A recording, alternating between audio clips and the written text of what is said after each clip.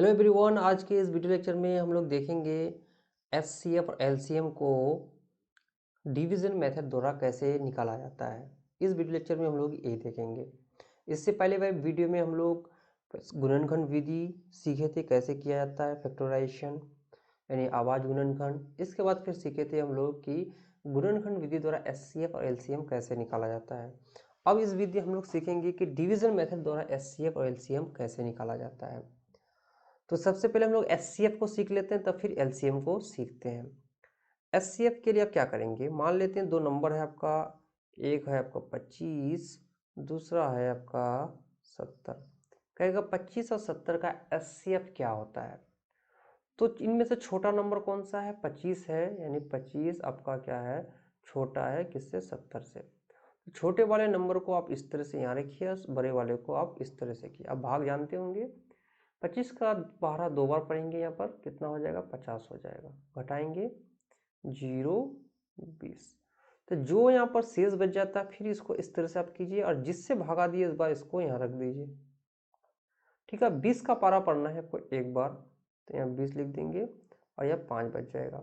फिर शेष बच गया, फिर इसको इससे ऐसे कीजिए और इससे पहले किससे भाग दिए, 20 से दिए, तो इस 20 को यहाँ पर आप लिख दीजिए। फिर 5 का पेपर कितने बार पढ़ेंगे, 4 बार, 5 का 20। तो कितना बच जाएगा, 0, 0।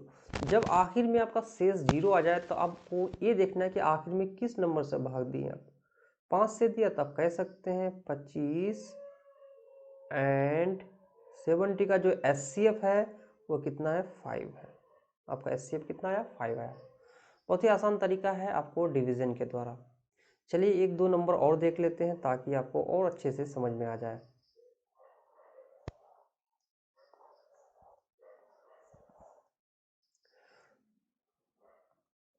चलिए एक नंबर और दे लेते हैं, मान लिए एक बार 20 है, 40 है और 80 है। अब बोलेगा इस सब का एचसीएफ निकालिए, तीनों का एचसीएफ क्या होगा।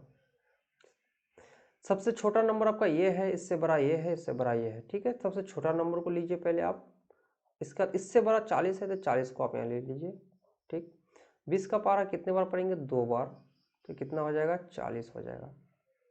देखिए अभी भी 0 आ गया। ठीक है, तो आप कहेंगे 0 आने पर तो एचसीएफ हो जाएगा, मगर एक नंबर मेरा बचा है, इसलिए इस बार इस 20 को फिर से लेते हैं।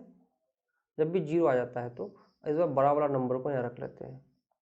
ठीक, तो 20 के 20 कितने बार पढ़ेंगे आप, एक बार, फिर अब इसका 0 आएगा। देखिएगा और कोई नंबर नहीं है, फिर कोई नंबर होता है इससे बड़ा तो फिर इस 20 को रखते हैं और वो नंबर को उतारते हैं।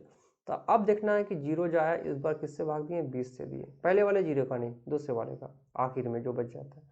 तो एचसीएफ इसका कितना हो गया आपका, 20 हो गया। चलिए एक नंबर और देख लेते हैं थोड़ा सा। एक 3 है, 15 है और 21 है। चलिए इसका एचसीएफ कितना होगा। चलिए सबसे छोटा नंबर 3 है तो 3 को पहले लेते हैं, इससे बड़ा कौन है, 15 है तो 15 को लेते हैं। 3 का पारा कितने बार, 5 बार पढ़ेंगे, 15 आ जाएगा, 0, 0। अब फिर इस 3 को फिर से लेना है क्योंकि एक नंबर मेरा और बचा हुआ है, 21 को अब उतारेंगे। 3 का पारा कितने बार पढ़ेंगे, 21 बार पढ़ेंगे, 0, 0 आएगा। तो जिसमें आखिर में जो आता है वो आपका एचसीएफ कितना हो गया, आपका 3 हो गया। चलिए एक दो एग्जाम्पल और देख देते हैं ताकि आपका कॉन्सेप्ट और इसमें क्लियर हो जाए।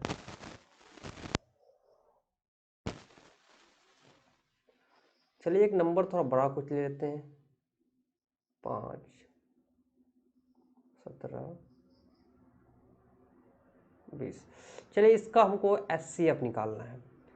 सबसे छोटा नंबर मेरा 5 है तो इसको 5 को ले लेंगे, उससे बड़ा 17 है तो 17 को यहाँ ले लेंगे।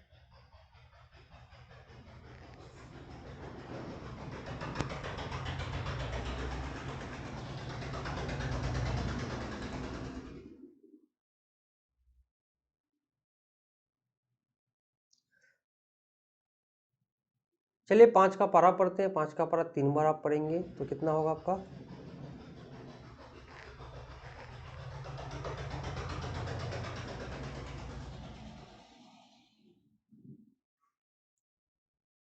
5 का पारा पढ़ने पर 3 बार कितना आएगा, 15 आएगा।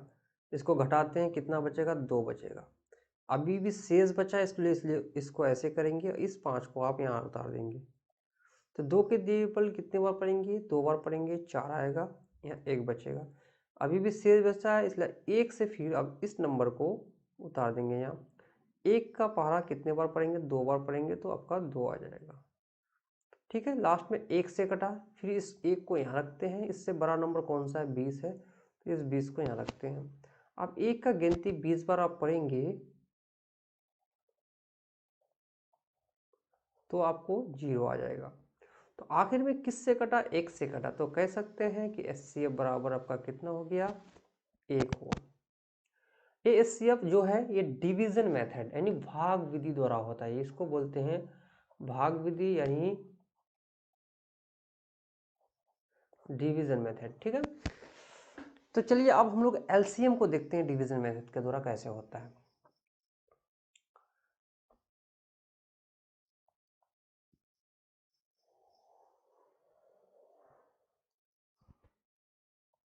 डिवीजन मेथड द्वारा एलसीएम आपको इस तरह से दिया जाता है, दे देगा 4, 6, 8, कहेगा इसका एलसीएम निकालिए।